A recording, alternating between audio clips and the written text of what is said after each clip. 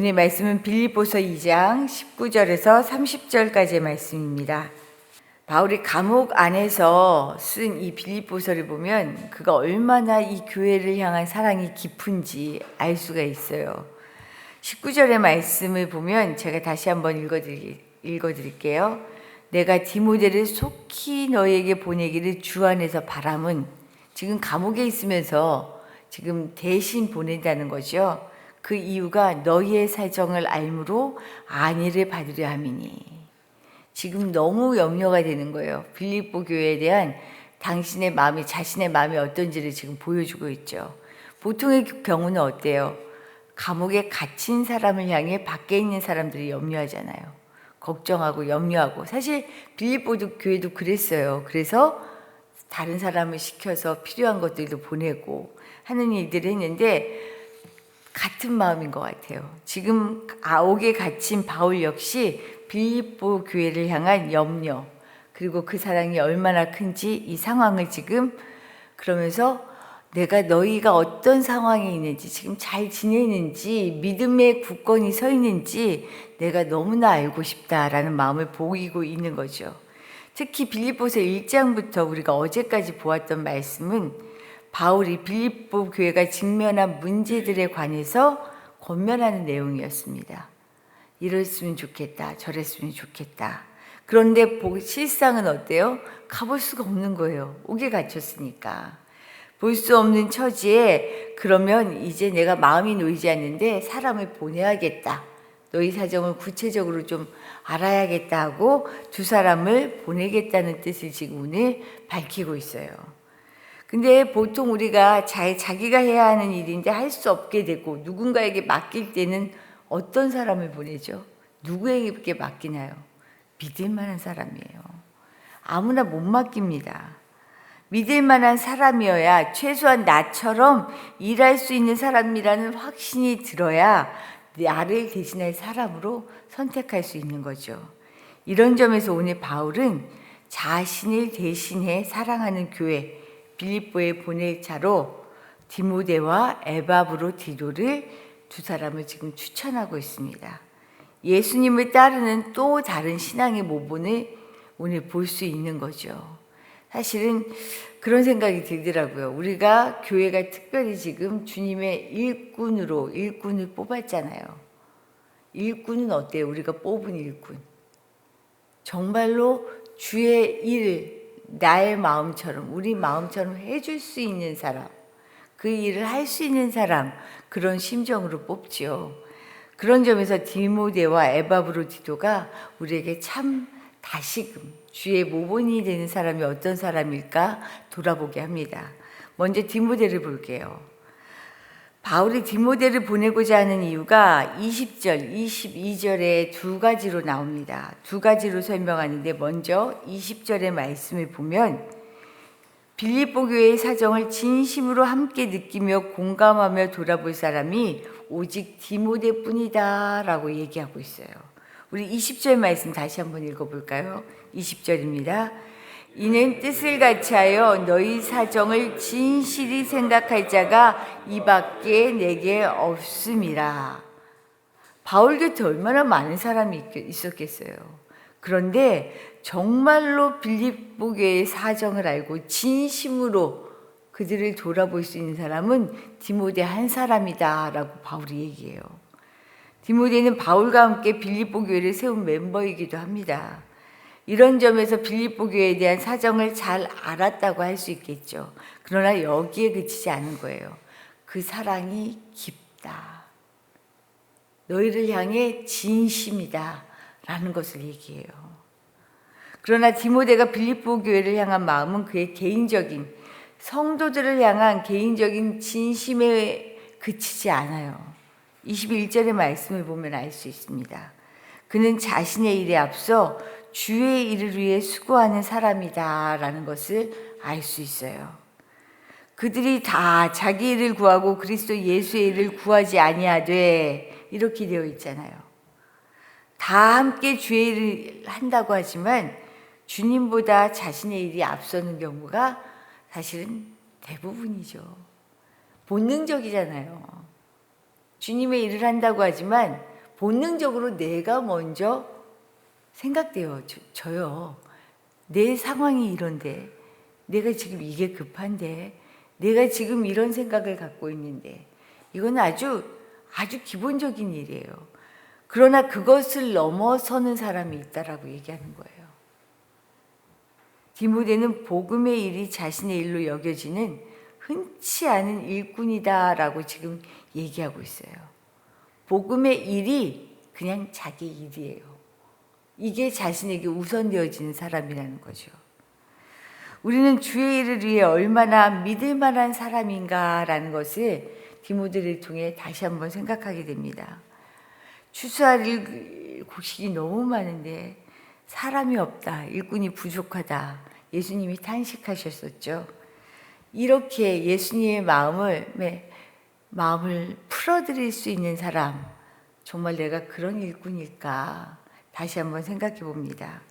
또한 세상을 향해 진심을 다한 사랑으로 그리스도 예수의 일이 내 삶에 녹아서 주저함이 없이 복음의 사람으로 살고 있는지 돌아보게 됩니다.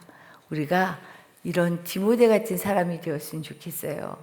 사람을 향해서는 진심으로, 하나님을 향해서는 내 몸에 녹아들 만큼 복음의 일꾼이 되는 사람, 디모데가 우리 삶의 모범이 되기를 간절히 바랍니다. 두 번째로는요, 에바브로디도입니다. 디모데에 이어 바울은 그를 추천하죠. 빌립보서 4장 18절 말씀을 보면 그는 빌립보 교회에서 바울을 돕기 위해 보내진 사람이에요. 제가 빌립보서 4장 18절 말씀을 한번 읽어드릴게요. 내게는 모든 것이 있고 또 풍부한지라 에바브로디도 편에 너희가 준 것을 받음으로 내가 풍족하니 이는 받으실 만한 향기로운 제물이요 하나님을 기쁘시게 한 것이라. 바울이 옥에 있었지만 풍족해요. 부족함이 없다라고 얘기해요. 빌립보 교회에서 보내줬어요. 에바브로디도를 통해서. 너희가 이렇게 나를 돌아보아줘서 내가 부족한 것이 없다라는 고백을 하죠.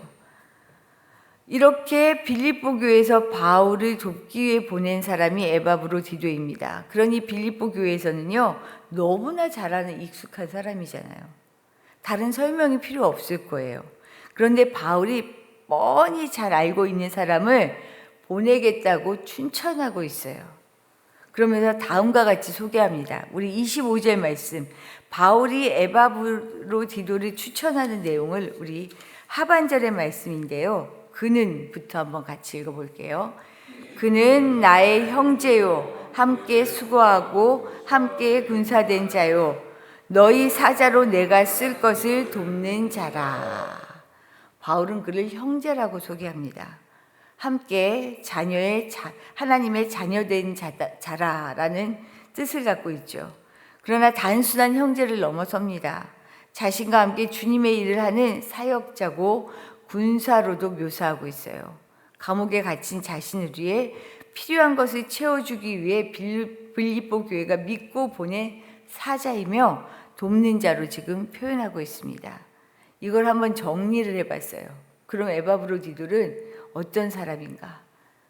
에바브로디도는요, 하나님이 인정한 자녀이며 바울도 인정한 복음의 사역자일 뿐만 아니라 교회도 인정한 섬기는 자구나라는 거예요.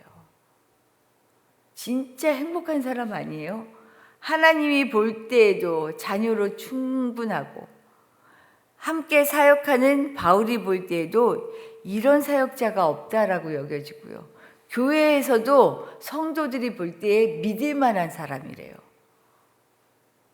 이보다 더한 일이 있을까요? 우리 그러잖아요. 똑같은 사람인데 집에서 보여지는 모습, 친구들이 보는 모습, 가족이 보는 모습, 이웃이 보는 모습, 다양한 모습들이 있죠. 여기에서 모두 인정받을 만한 사람, 최고잖아요, 최고. 하나님과 동역자 교회 이 모두에게 인정받을 수 있는 믿음과 헌신의 삶을 살고 있다라는 거죠. 특별히 에바브로디도의 헌신은 그가 거의 죽을 지경에 이를 정도로 자기의 몸을 돌보지 않는 데서 그가 얼마나 주어진 일에 열심을 다했는지 또한 다시 생각해 볼 수 있어요. 자기가 아픈 것이 빌립보 교회에 전해지는 것을 알고는 너무나 걱정했어요. 오히려 자기가 근심거리가 될까 봐 염려했어요. 그런데 어떻게 해요? 하나님의 은혜로 나았어요. 그래서 이제는 바울이 볼 때 몸이 회복된 그를 빌립보 교회에 보내서 너희가 안심해도 돼. 모두의 근심이었어요. 바울에게도 근심이었고요. 교회도 근심이었어요. 우리도 그러잖아요. 사랑하는 사람이 아플 때 어때요? 내 몸이 아픈 것 같잖아요. 모두가 같이 아팠던 거예요. 그래서 내가 이제 나았는데 그를 너희에게 보낼게.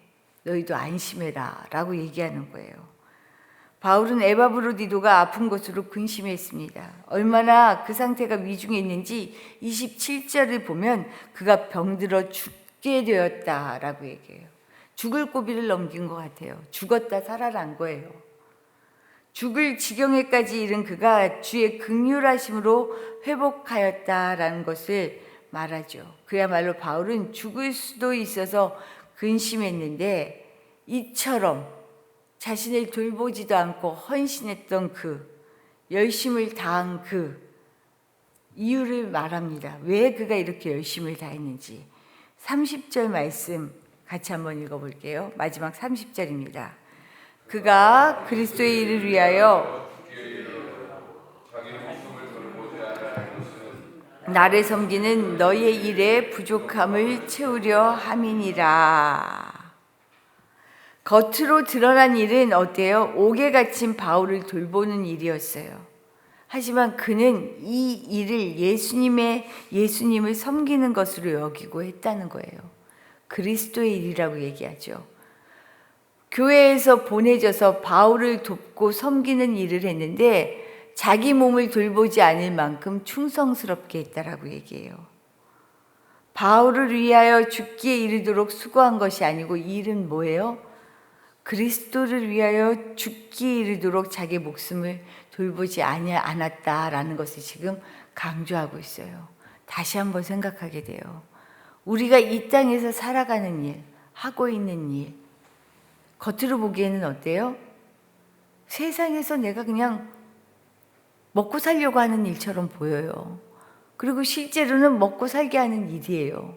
그런데 이 일이 세상의 일이 될 수도 있고요. 하나님의 일이 될 수도 있어요. 내가 어떤 마음으로, 어떤 진심으로, 무엇 때문에 하는지에 대한 목적이 분명하고 선명하면 세상에서 하는 일이 하나님의 일이라는 거예요. 그 일을 지금 그렇게 하고 있는지 우리에게 또 묻고 계신 거죠. 우리는 내가 하는 일이 표면적으로는 누구를 위한 일이고 누구와 하는 일이고 누구 짐 일일 수도 있지만 그리스도의 일은 그렇지 않습니다.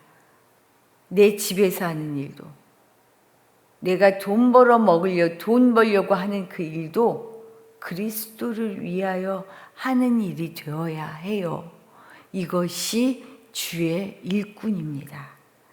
나는 오늘 그리스도의 일을 하는가? 나 때문에 일하는가? 다른 누군가 때문에 일을 하고 있는가? 돌아볼 수 있길 바라요. 예수님을 섬기는 것처럼 예수님의 일을 하는 것처럼 살아가는 사람. 이 사람이 진짜죠. 주님 앞에서 야, 네가 진짜 잘 산다 라는 이야기를 오늘 들을 수 있기를 바랍니다. 거창한 일 말고요. 지금 내가 하는 일을 통해 그리스도가 드러나는 강력한 무기를 오늘도 장착할 수 있기를 바랍니다. 주신 말씀 생각하며 기도하도록 할게요. 디모데와 에바브로디도를 보니 나를 다시 돌아보게 됩니다. 내가 진짜 주의 일꾼으로 살고 있는지 돌아보게 됩니다. 하나님, 그들의 모습이 나를 통해 드러날 수 있게 해주십시오. 기도하기를 부탁드리고요. 오늘은 자녀들을 위하여 기도하는 날인데 특별히 지금 여름 사역을 준비하고 있어요. 어린이부는 숫자가 좀 줄어들면서 성경학교를 어떻게 해야 할까 큰 고민입니다.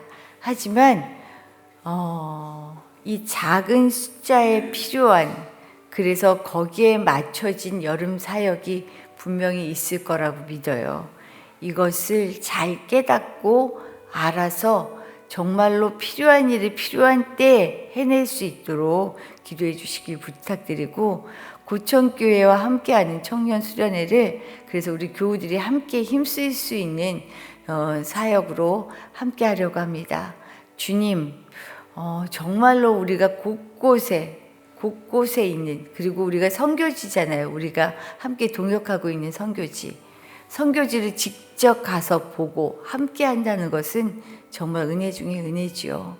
주님, 우리가 잘 준비해서 우리의 삶이, 보내는 선교사로의 삶이 어떤 것인지를 깨달을 수 있는 계기가 되게 해주십시오 라고 또한 기도해 주시기를 부탁드립니다.